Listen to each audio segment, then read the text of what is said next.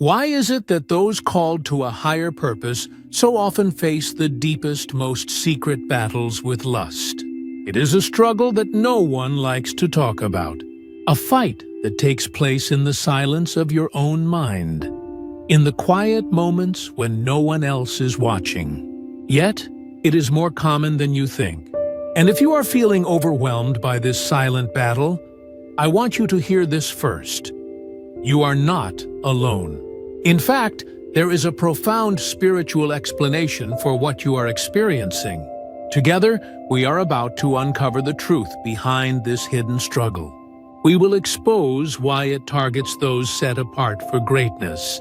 And most importantly, we will lay out a clear, actionable path to victory. If this message already speaks to you, I invite you to subscribe to this channel. Join a community that is committed to walking in freedom and purpose.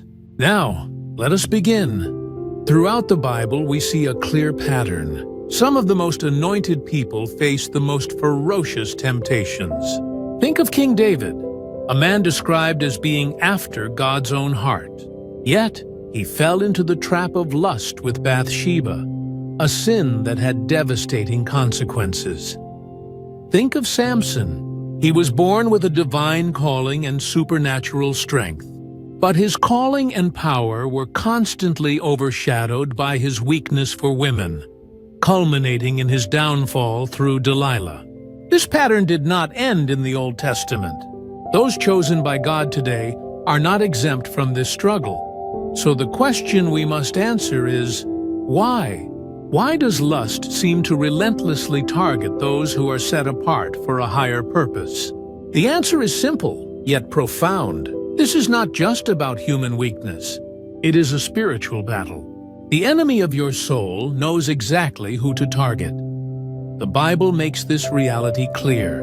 Ephesians chapter 6, verse 12 tells us directly, "For we do not wrestle against flesh and blood, but against principalities, against powers, against the rulers of the darkness of this age, against spiritual hosts of wickedness in the heavenly places." Let that sink in. The battle with lust is not merely a physical temptation. It is a calculated spiritual attack aimed squarely at those with a divine calling. The enemy knows that if he can corrupt your purity, if he can trap you in a cycle of lust and shame, he can hinder God's purpose for your life. But how does he do it? Why does this struggle hit so hard? Here are 5 critical reasons why lust attacks the chosen with such intensity. Reason 1. Your spiritual sensitivity makes temptation stronger. Being spiritually gifted often means having a heightened awareness. You can feel the presence of God in a powerful way. But that same sensitivity also makes you more aware of the enemy's tactics. It is like having a finely tuned radio receiver.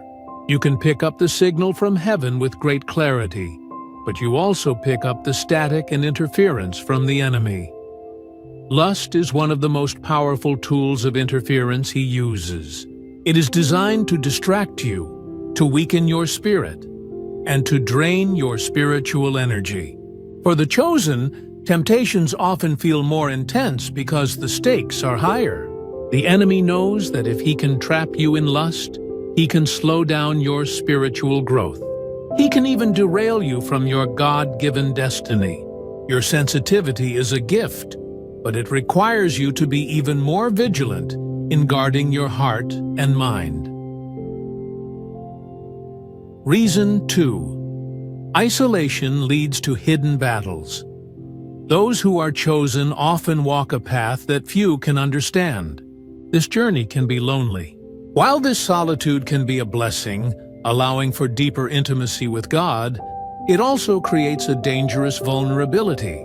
When you feel like no one understands what you are going to, it is easy to keep your struggles to yourself. Without strong accountability, without deep spiritual connections with trusted brothers or sisters, lust becomes a private battle. The secrecy of this fight makes it 1,000 times harder to overcome. It thrives in the dark, Many chosen ones suffer in silence, trapped in a hidden war because they feel they have no one to turn to. This isolation is not a sign of strength. It is a strategic weakness the enemy will exploit. Reason 3. A high calling attracts greater attacks. This is a fundamental principle of spiritual warfare. The higher the calling, the stronger the warfare. The greater your potential impact for the kingdom of God, the more the enemy will target you. He is not threatened by those who are complacent. He is threatened by you. He sees the anointing on your life, the purpose God has planned for you, and he will do anything to stop it. Lust is not just a random human struggle in your life. It is a deliberate, strategic attack designed to keep you distracted, drained, and distanced from God. Many great leaders, prophets, and spiritual warriors have fallen because they underestimated the power of this battle. The enemy uses lust as a constant snare, knowing that even the strongest warriors can be brought down by the desires of their own flesh if they are not careful. Your calling is a crown, but it is also a target. Reason 4. Emotional wounds create open doors. Chosen ones carry deep emotional wounds from their past, rejection, abandonment, heartbreak, betrayal. These unhealed scars can become open doors for the enemy to introduce lust into your life. When a person is emotionally vulnerable, when they feel a deep void of loneliness or unworthiness, the enemy offers lust as a false comfort. It is a counterfeit connection designed to temporarily numb the pain and fill the emptiness. Without true inner healing, lust becomes a coping mechanism. It creates a vicious cycle of sin and shame that is incredibly difficult to break. You feel the pain. You turn to lust for relief, which only leads to more shame and pain, driving you back to the very thing that wounds you. Healing these emotional doors is not optional. It is essential for lasting freedom. Reason 5.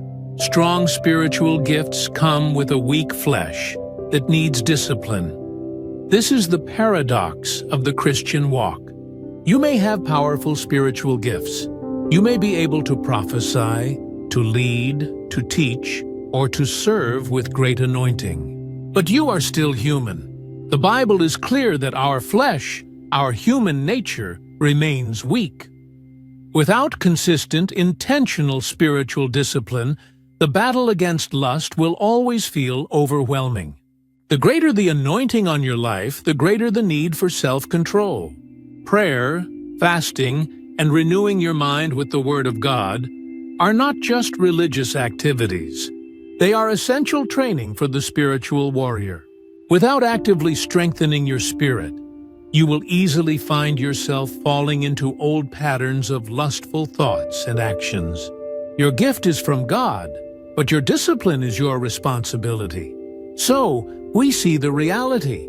Lust is a battle that many chosen ones face in secret. But it is a battle you can win. Victory is not only possible, it is your inheritance. Through spiritual discipline, through honest accountability, and through deep healing, you can overcome this struggle and continue walking in your divine purpose. The enemy's goal is to keep you trapped. But God's power is always greater. The question is, what will you do? Will you continue to fight in silence, or will you step into a proven battle plan for freedom? Here is that plan. Choose to fight. Choose to walk in the light. Choose to take these specific, practical steps, starting today. First, you must establish consistent spiritual discipline. This is your non-negotiable foundation. Commit to a daily 25 to 30-minute schedule to renew your mind.